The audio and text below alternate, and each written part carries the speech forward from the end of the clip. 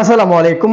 আজকে কি গুরবাজ বাঁচাতে পারবে ঢাকাকে? সন্ধ্যায় কিন্তু আজকে মাঠে নামবে, যেটা আগের খেলা ছিল যে ঢাকা এবং রংপুর। আজকে ঢাকা রংপুরের কিন্তু বিগ ম্যাচ হওয়ার কথা ছিল, বাট বিগ ম্যাচটা হচ্ছে না। এই কারণে হচ্ছে কারণ ঢাকা চুপসে গেছে। ঢাকা যে পরিমাণ পারফরমেন্স দিচ্ছে তাতে করে আমার কাছে মনে হয়েছিল প্রথমে একটা হটকেক দল ঢাকা। তবে আজকে কিন্তু গুরবাজ ফিরেছে, হয়তোবা সে দলের ভাবমূর্তিটা চেঞ্জ করে দিতে পারে। এবং অপরপক্ষে বলা চলে সাইব কিন্তু কাল নেটে যথেষ্ট ভালো ব্যাটিং করেছে।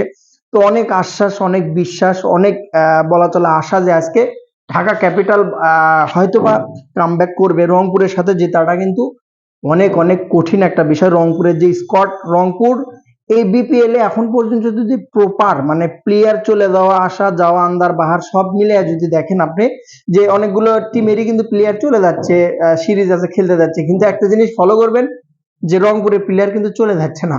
রংপুরের প্লেয়ার কিন্তু কাইল মার্চ যাবে শুধু, তাও অনেক কথা হচ্ছে তাকে আটকানোর চেষ্টা করছে। এটার নাম হচ্ছে প্রফেশনালিজম।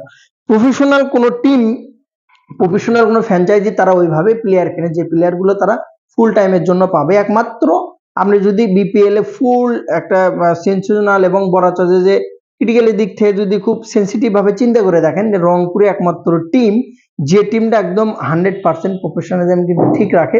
এবং আপনি বিদেশি প্লেয়ারের কালেকশনও যদি দেখেন, সবচেয়ে বেস্ট বলা চলে, সবচেয়ে বেস্ট আমার কাছে রংপুর, দ্বিতীয়তে রাজশাহীর অনেক প্লেয়ারে চলে গেছে, বাট রংপুরে কোনো প্লেয়ার কিন্তু যায়নি। তো ঢাকার সাথে কিন্তু ম্যাচটা ঢাকার জন্য কিন্তু অনেকটাই কঠিন। তবে টি-20 ক্রিকেট যে কোনো কিছু হতে পারে।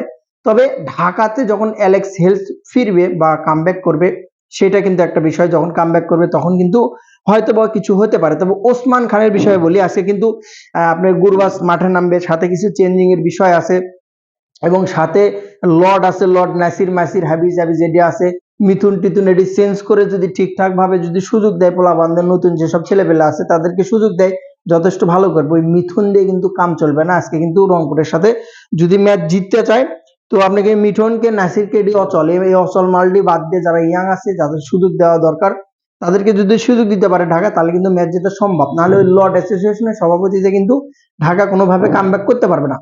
ওসমানের বিষয়ে আমি নিউজ অনেক ঘাটার চেষ্টা করেছি, যে সিরিজ আছে, সে সিরিজে ওসমান খান আছে কিনা বা আছে, কিন্তু সে বাংলাদেশ ছেড়ে চলে গেছে কিনা তথ্যটা আমি পাইনি।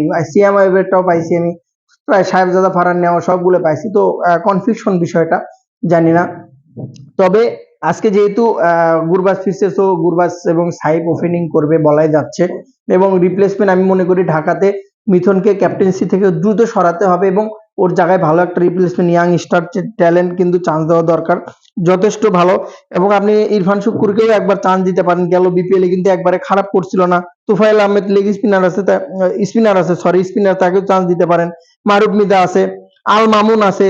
তো অনেকগুলো প্লেয়ারই আছে ইয়াং স্টার যাদেরকে কিন্তু সুযোগ দেওয়ার দরকার। সো লর্ড থেকে বের হয়ে আসে নাসির এবং হস্তমৈত মিঠুন থেকে বের হয়ে আসে, যদি আপনি সুযোগ দেন ওদেরকে, তাহলে কিন্তু যথেষ্ট ভালো করার সুযোগ আছে। নয়তো ভাই আজকে কিন্তু রংপুরের সাথে আকাশ ভরা তারা, অন্য কিছু দেখবে কিন্তু ঢাকা।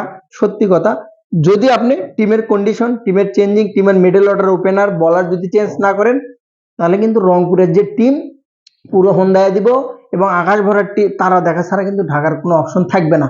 সময় সাপেক্ষে বলে দেবে। সন্ধ্যায় দেখা হচ্ছে রংপুর ভার্সেস ঢাকা। ভালো থাকুন। সালাম আলাইকুম রহমতুল্লাহ।